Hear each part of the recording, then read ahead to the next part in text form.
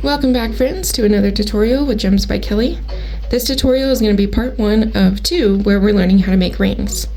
Now, by far the easiest way to make a ring is with square and half round dead soft wire, but not everybody has access to that. So these 2 tutorials we're going to be making 2 different rings in 2 different ways, both using round wire only. So this first one, we're going to be using, first and foremost, pick your stone. This blue petersite, absolutely gorgeous stone. We'll be using 18 gauge round dead soft copper wire and 26 gauge round dead soft copper wire. As far as other tools, what you will need is a bench block, a hammer, a ring mandrel,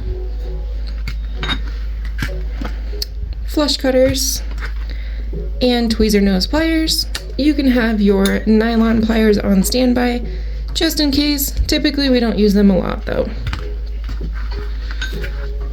So to get started, we're going to be aiming for a size 7 on this ring. So I'm just going to grab a scrap piece of wire over here. I usually like to use either 21 gauge or 18 gauge for this part, but any scrap wire really will do. So here is a piece of 18 gauge, so I'm just going to find my 7 on my ring mandrel, and we're going to wrap this 18 gauge right around it, and I'm going to be just shy of a 7. Let me find another piece real quick.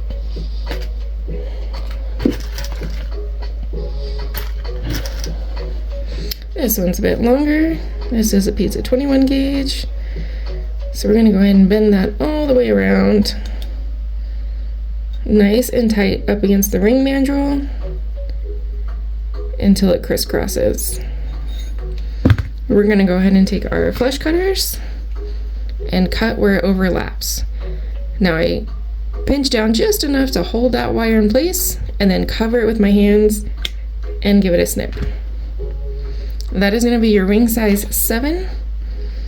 And then I'll just take my tweezer nose pliers, hold it on one end, and straighten it with my fingers, or because it's dead soft, it's going to do that very easily.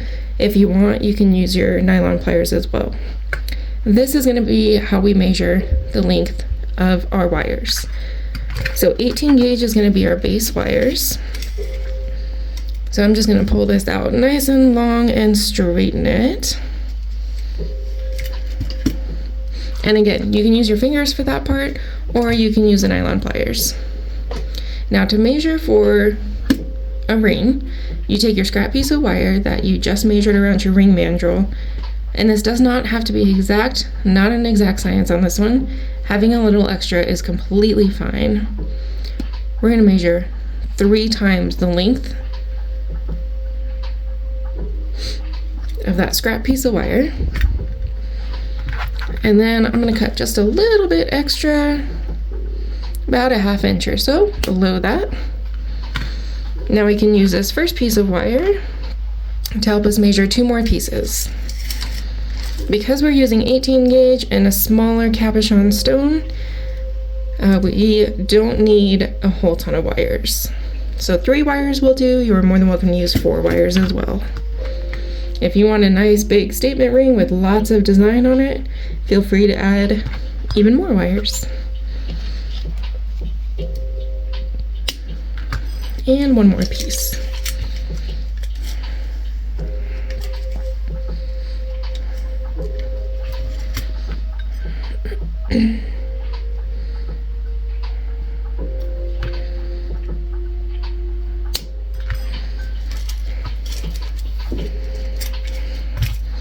Okay, so these 3 are going to be our base wires. Now we're going to use 26 gauge round to go ahead and wrap the band of this ring. Now, how you know where to start, we're going to go ahead and grab our 26 gauge round wire. We're going to stack up our 3 pieces of 18 gauge real nice and close. And I got a pretty good grip on them right here. You don't have to like squeeze super tight, just tight enough that you can hold them steady side by side. You can also use painter's tape right here to paint them together, or tape them together if you would like. How to start this is I'm going to put this 26 gauge round underneath my thumb here. and do, oh, I don't know, maybe about 5 loops around. This is not a big deal. You don't want to pull this super, super tight. Your tension is the most important on this. As you can see, my wires are already starting to overlap there. That is exactly what we do not want. But because we have not smashed these down, which you can use tweezer nose pliers or your nylon pliers to do, I will show you guys with nylon pliers. So once you got about 5 or so loops around, we're going to take that scrap piece of wire that we used to measure the size of our ring, line it up with the bottom of your base wires, and see where that ends. That's where we want to bring our binding wires down to. We are going to leave them up just a tad though, give us a little bit of space, because we're going to be binding the two ends together. So about half the width of your stone there is where you want that gap to be. So we'll go ahead and leave it right there. And then we're going to take our nylon pliers, or you could take tweezer nose, either way, but we just need to flatten those down. Now, as you're going along, you want to basically just be folding your wire around these round wires. Again, you don't want a lot of tension. You don't want to pull too tight. Otherwise, your wires are going to be overlapping each other.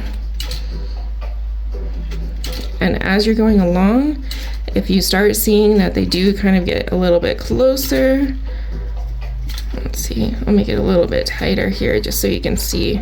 You can see they're starting to kind of overlap and roll onto each other a little bit. They're not setting as flat as they are down here. So we'll go ahead and push those wires down, and then use whatever pair of pliers you'd like and flatten. If when you flatten them down, they do not lay flat side by side again, then you're gonna have to unbind them a little bit, unfortunately, and redo it because your tension's gonna be too tight. You will thank yourself later if you redo it, because it's gonna be a lot more difficult to work with and get a comfortable wearing ring if you do not.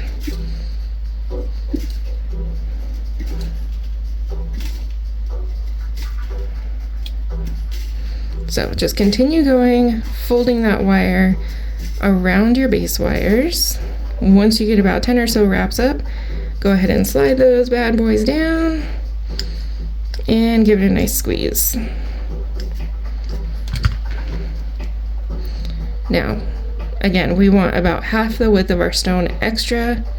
So we're gonna keep binding these together until it's about to here on our measurement scrap wire. So I will see you guys back here. Welcome back. So this is where we are at. If we hold up our scrap piece of wire, we've got about 1/4 of an inch on either end, which is perfect. Now, as you can see, I'm definitely not in the middle of my wire because we were working with round wires and our tension was not too tight. Remember, we're gonna go ahead and just slide these right on up to where we are pretty well centered. You can use your handy dandy measuring tool. So from where this binding wire stops is where the tip of my nail is, and it's about the length of my index finger. And we can go to this side and do the same thing a little bit more. So we're not quite centered, so I can go ahead and slide these just a tad bit more. And again, it doesn't have to be super perfect on this. We just need extra on both sides to be able to work with and design with. Now, as you can see, my binding wire is still attached. What we need to do now, because I'm working off the spool from back there, so I'm gonna give this a nice tug and cut myself a good long tail here.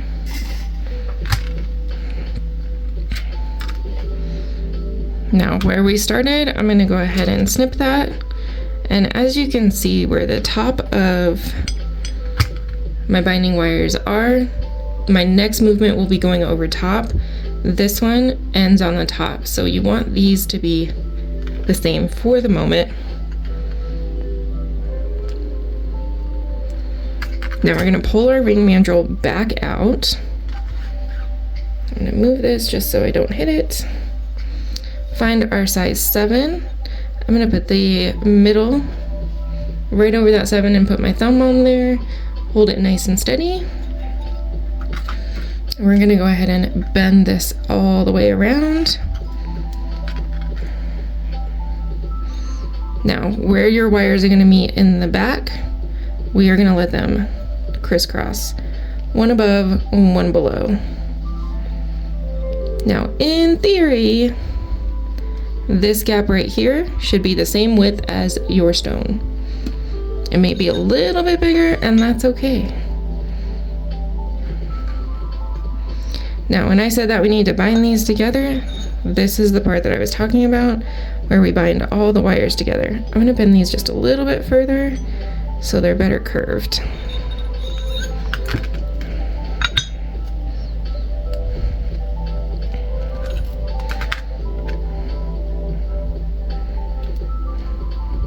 Now, when you're doing this part, it is again very easy to pull way too tight, and then your wires are going to be overlapping each other. You absolutely do not want that, otherwise your stone is not going to sit flat. So just keep an eye on your 6 wires here and make sure they're laying side by side. And we're just going to keep wrapping around to bind these together.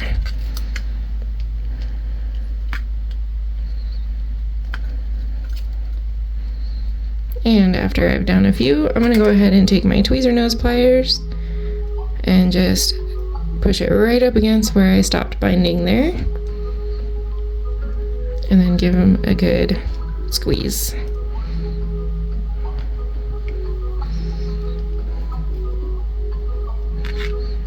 So a couple tips as you're binding the band of this ring together. If you have worked with square and half round before to do rings, you are probably, or square and a half round to even make pendants or anything else, you're probably very used to turning your work instead of turning your wire. You can absolutely still do that. Just be aware that it's much easier to get your tension too tight if you're twisting your work when you're working with round than it is when you are working with half round. So just watch your tension on it, and every about 10 or so spins of your work, make sure you tighten those binding wires down and double check that your base wires can actually get flat side by side. If they can't, you're going to have to undo it a little bit to make sure that you have a nice flat even band.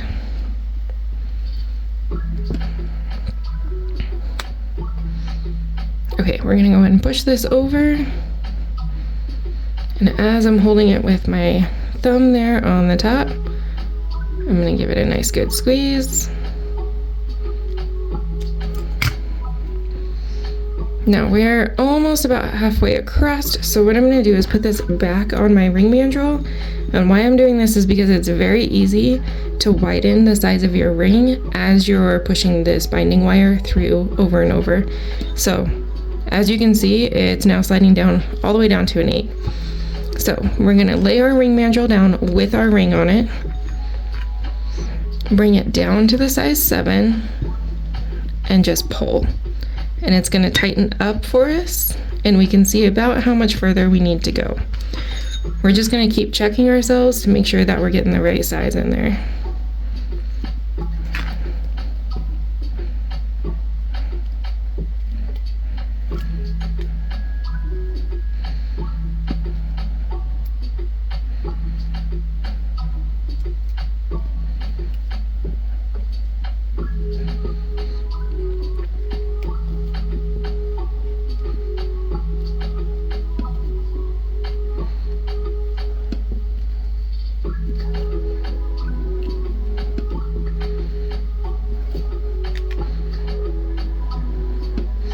Alright, let's go ahead and slide these over again. Give them a good squeeze with our tweezer nose pliers. Make sure everything lays nice and flat side by side.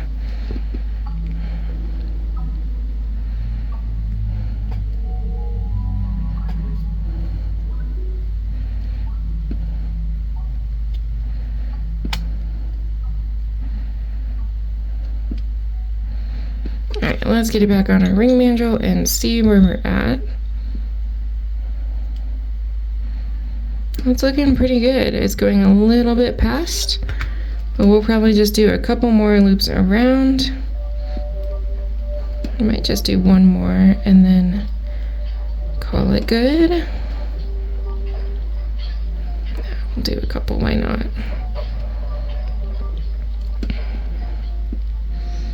Double check one last time to make sure I'm happy with the way that came out. And I am happy with it. It's okay if it's a tiny bit loose over that 7, because once we feed all these other wires in there, it's going to enlarge it. So we're gonna go ahead and stop it there to secure this wire, being that we're working with all round wires and they can roll easily. I am going to actually wrap it around just one, this inside 18 gauge wire. Just do a couple loops around, and then as it's pointing out towards you, this is going to be under the stone and not where the finger is going to go once we're done. So as it's pointing out towards you, just give it a nice pull and wiggle, and it'll break for you.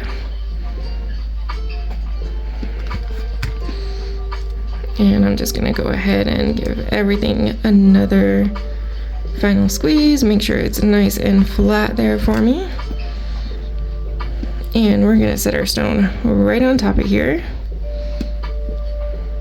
That's pretty dang close. Again, it's okay if it's not perfect.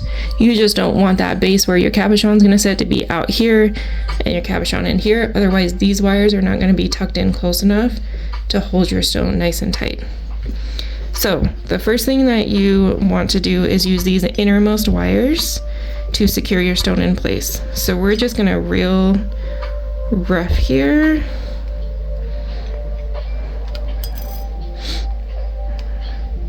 Let's bend those 18 gauge wires, the innermost ones, straight up. I'm gonna slide our stone in the middle. Now with our stone right there, I've got my middle finger in the middle underneath it and my thumb on top. So we're going to take the 18 gauge and bend it around the stone and underneath these other 2 side wires. So it's going to lay right up against there. It doesn't have to be perfect right now, but you do want it to go more towards the higher part of the dome of your cab. And your stone is going to be sliding everywhere on you for this, so just be patient with it.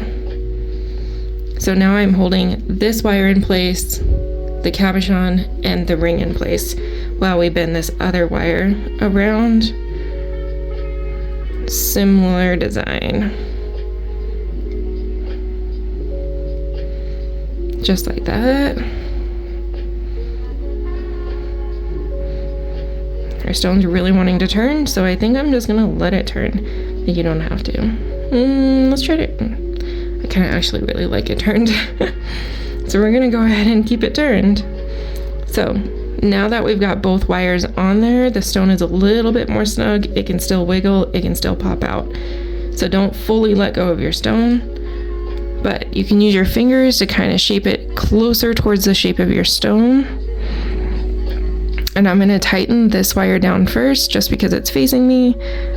So we're going to hold the other wire in place and hold the cabochon in place. Let's bring this one up a little bit higher. And we'll go ahead and take our wire through the middle of our ring.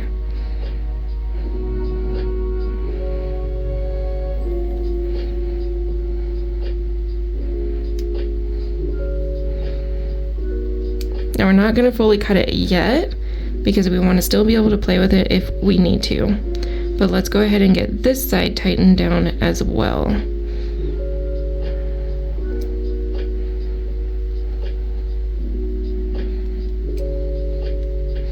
I'm just trying to get that 18 gauge as close to my stone as possible right there.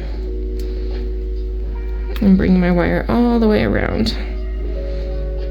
Now as you can see, our wire is bent out of place.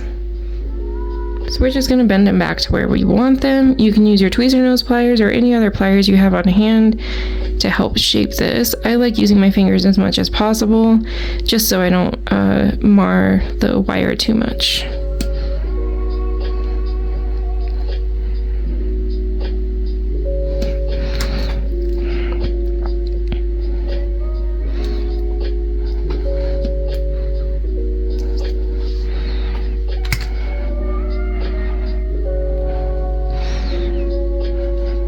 Okay, so now what I'm gonna do to make sure these wires are gonna be the tightest for you, to make sure your stone's really held in place well. So I'm gonna go ahead and pinch this closed over my ring band. Now remember, you're working with 18 gauge, it's a bigger gauge, it's gonna be a little bit stiffer to work with. Just be patient with yourself. When you're cutting these, with your flush cutters, use the beveled side. So that's normally the inside, not the outside. So the inside beveled side of your flush cutters needs to be facing towards you. And then go ahead and give it a snip. That is going to cut your wire at an angle, so that when you push this all the way down, it's almost like the wire is already filed for you. So nothing will be pokey, it'll sit flush up against the ring band. Let's go ahead and pinch that down nice and flat.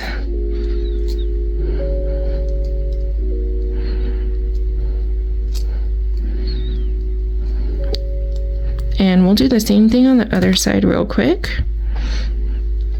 So I bring this up and then get my flush cutters close to. It's gonna look like you're cutting way too much off, but I promise you're not. It's gonna be close to the ring band. Give it a snip.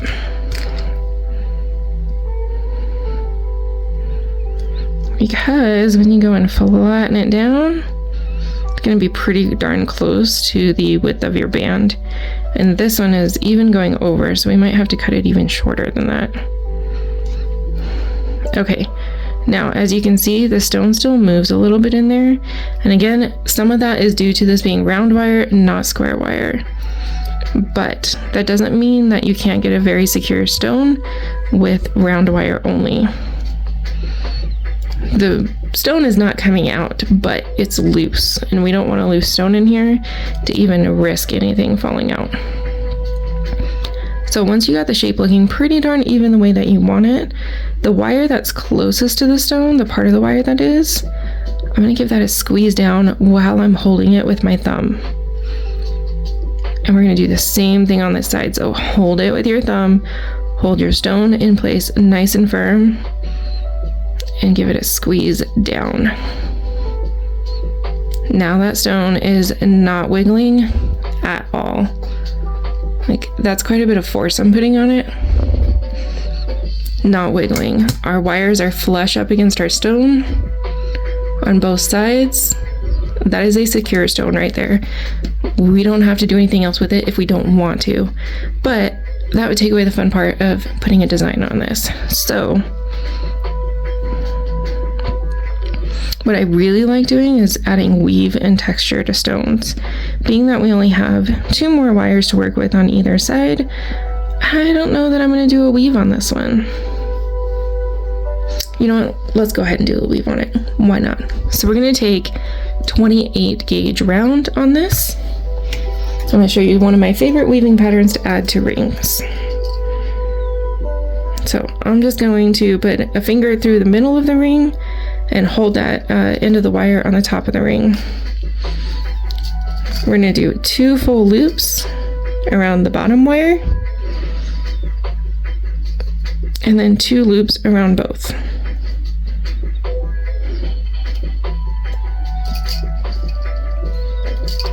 2 around the bottom, 2 around both. Keep them nice and close together and just continue that pattern until you feel like you've got enough to go all the way around your stone.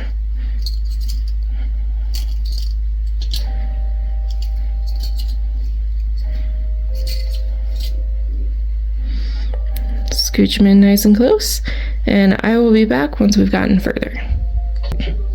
Welcome back. We have gotten further along here.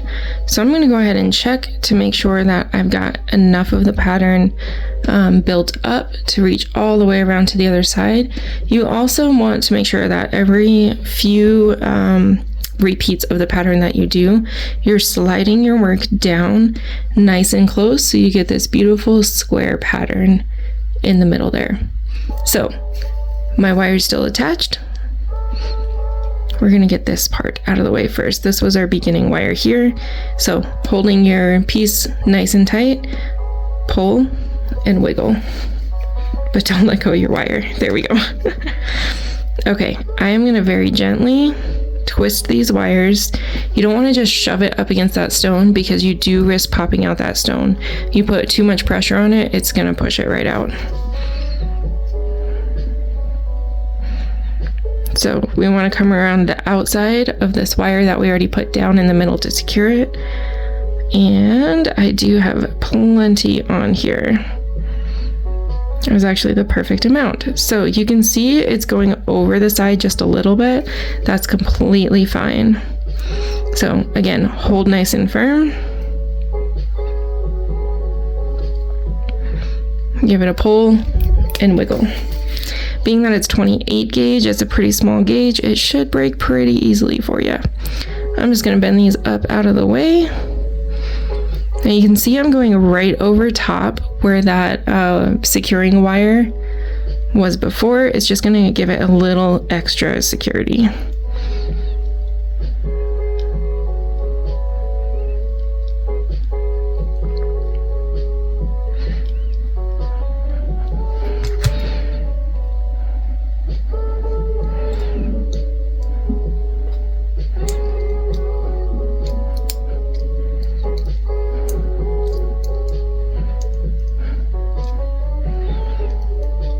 Alright, I'm just going to give it a little push down and twist with my pliers there.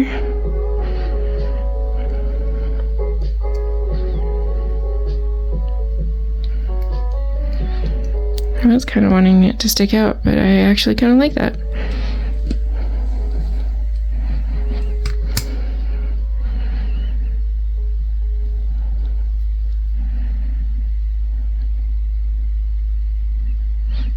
Okay, so what I'm going to do now, just this innermost wire, remember we got to go really nice and close down to the edge of our ring there. Careful not to cut your design, but close down to the edge of the ring and give it a snip. Looks way too short, right? Once we bend it over and squeeze it down, it's the perfect size. This one, I'm just going to take my thumb and give it a little curve. Set it down on that band, and we're going to bring it back around the other way.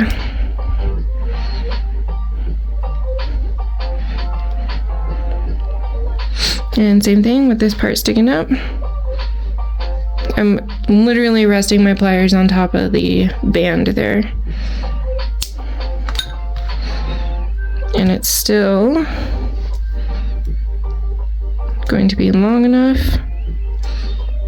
to secure our wire in place, but not too long to go over the edge of our ring band.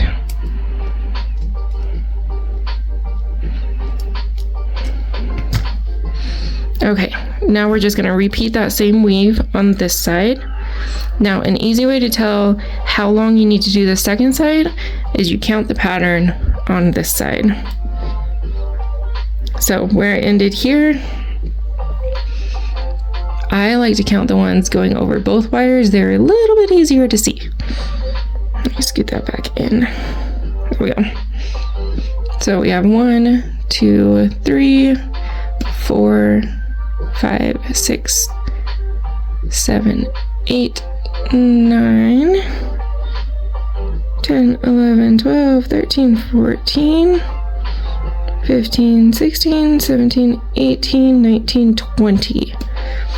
So I'm going to go ahead and do 20 repeating of the pattern on this side, and I'll be back when that's done. Welcome back. So I've got the same length of pattern on this side as I did on this side. Now, if you are working with an odd shaped stone, you don't have to count because of course they're going to be different lengths, correct? But because I'm working with an oval, I know that they're going to be the same. So before we even carve it over, we can go ahead and pull this one off.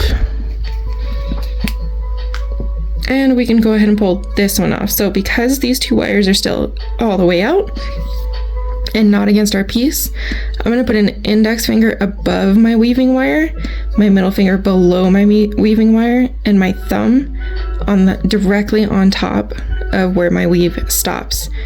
I've got my piece secured, so I'm not going to bend it all funny while I pull and wiggle. It bends a tiny bit, but not as bad as it would if you don't do that. So now let's go ahead and carefully bend this up and over. And around. Make sure it looks the same on both. And then we'll go ahead and bend these through.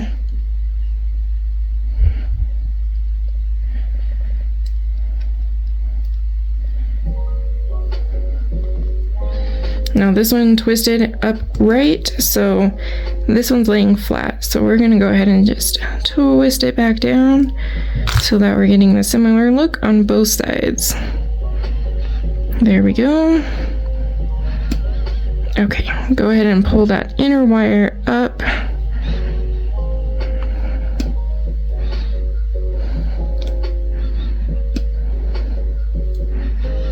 What I'm trying to not do is overlap the wires underneath, get them sitting side by side like that one, so it's not adding extra bulk to it.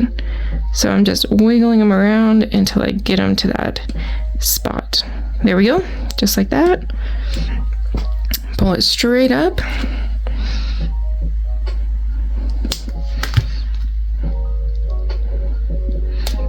Bend your wire around, give it a good squeeze, and we're gonna squeeze right there. All right, let's get this wire up right next to our previous one. Your base wires on your band will continue to roll as you're working on it because we have not hammered it yet. Don't worry about that, it's easy to twist them back right now. So we'll go ahead and give this a little bend to it. Make sure it's looking similar to the other one. Shrink it down just a little. There we go.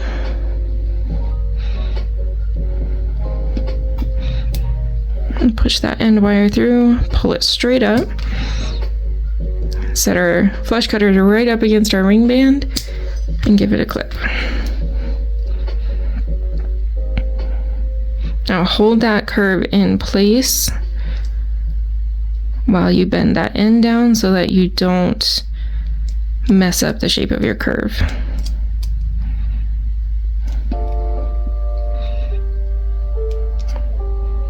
We're just going to give everything kind of a little final squeeze over it.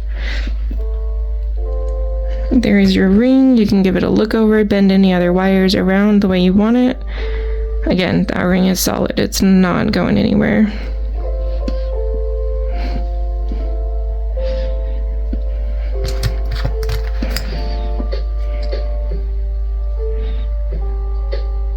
Bend that part down just a little bit.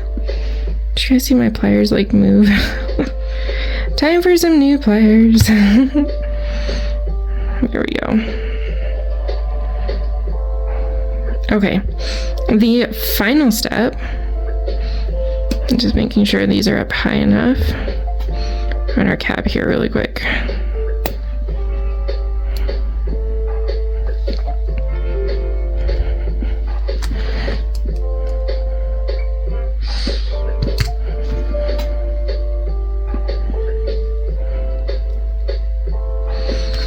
Final step is we put our ring back on our ring mandrel. Now, I want to show you guys something. We were at a size 7, correct? We are getting stuck at a size 6. Like, we've got resistance. Can I force it? Yes. remember, we still need to hammer it. And because these are round wires, they are a lot bulkier than square wires. So we're gonna go ahead and hammer it. And I like to start on one side of the ring and just go right around the band.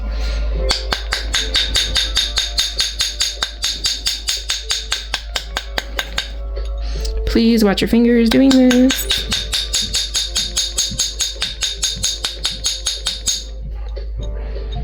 You can already see how the band is getting wider where I've hammered as opposed to where I have not hammered.